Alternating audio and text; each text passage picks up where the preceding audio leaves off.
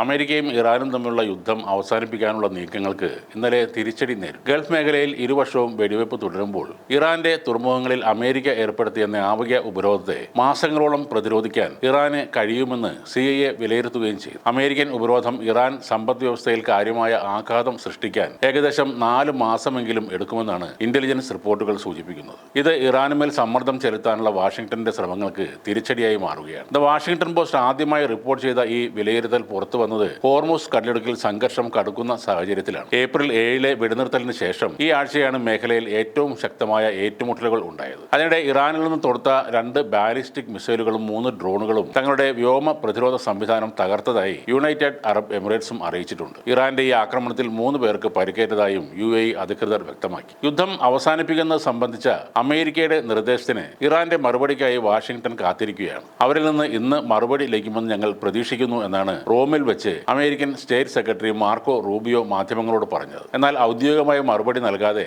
Iran വിദേശകാര്യ മന്ത്രാലയം പറയുന്നത് ഈ വിഷയം തങ്ങളുടെ പരിഗണനയിൽ മാത്രം ആണെന്നാണ്. വെള്ളിയാഴ്ച ഹോർമുസ് കടലിടുക്കിൽ ഇറാൻ അമേരിക്കൻ സേനകൾ തമ്മിൽ ചെറിയ തോതിൽ ഏറ്റുമുട്ടലുകൾ നടന്നതായി ഇറാന്റെ ഫാർസ് വാർത്താ ഏജൻസി റിപ്പോർട്ട് ചെയ്യുന്നു. പിന്നീട് സ്ഥിതി ശാന്തമായെങ്കിലും വീണ്ടും സംഘർഷമുണ്ടാകാൻ സാധ്യതയുണ്ടെന്ന് സൈനിക വൃത്തങ്ങൾ സൂചന നൽകുന്നു. ഇറാന്റെ തുറമുഖത്തേക്ക് പ്രവേശിക്കാൻ ശ്രമിച്ച 2 കപ്പലുകളെ അമേരിക്കൻ യുദ്ധവിമാനങ്ങൾ ആക്രമിക്കുകയും അവയെ അതിൽ നിന്നും പിന്തിരിപ്പിക്കുകയും ചെയ്തു. ഫെബ്രുവരി 28-ന് ഇറാനിൽ ഉടനീളം അമേരിക്ക ഇസ്രായേൽ സഖ്യം വ്യോമാക്രമണം നടത്തിയതോടെയാണ് നിലവിലെ സംഘർഷങ്ങൾ ആരംഭിക്കുന്നത്. തുടർന്ന് ഹോർമുസ് കടലിടുക്കിലൂടെയുള്ള വിദേശ കപ്പലുകളുടെ സഞ്ചാരത്തിന് ഇറാൻ നിയന്ത്രണം ഏർപ്പെടുത്തിയിരുന്നു. മേഖലയിലെ സംഘർഷത്തെ തുടർന്ന് രാജ്യാന്തര വിപണിയിൽ ക്രൂഡ് ഓയിലിന്റെ വില ബാരലിന് $120 മുകളിലേക്ക് പോകുകയും ചെയ്തു. വെടിനിർത്തൽ കരാർ ലംഘിച്ച് അമേരിക്ക ഇപ്പോഴും സൈനിക നീക്കങ്ങൾ തുടരുകയാണെന്ന് ഇറാൻ ആരോപിക്കുന്നു. നയതന്ത്ര ചർച്ചകൾ നടക്കുമ്പോൾ അമേരിക്ക സൈനിക സാഹസികതയ്ക്ക് മുതിരുകയാണെന്നും ഇറാന്റെ വിദേശകാര്യ മന്ത്രി അബ്ബാസ് അരാക്ചി പറഞ്ഞു. വ്യാഴാഴ്ച വൈകിട്ട് ഇറാന്റെ ചരക്ക് കപ്പലിന് നേരെ അമേരിക്കൻ നാവികസേന നടത്തിയ ആക്രമണത്തിൽ ഒരാൾ കൊല്ലപ്പെടുകയും 10 പേർക്ക് പരിക്കേൽക്കുകയും ചെയ്തതായും ഇറാൻ പറയുന്നു. ഇറാന്റെ സൈനിക വ്യവസായ ശൃംഖലയെ ലക്ഷ്യം വെച്ച് അമേരിക്ക ഉപരോധം കടുപ്പിക്കുകയാണ്. ഷഹീദ് ഡ്രോണുകളുടെ നിർമ്മാണത്തിനാവശ്യമായ വസ്തുക്കൾ ഇറാനിൽ എത്തിക്കാൻ സഹായിച്ച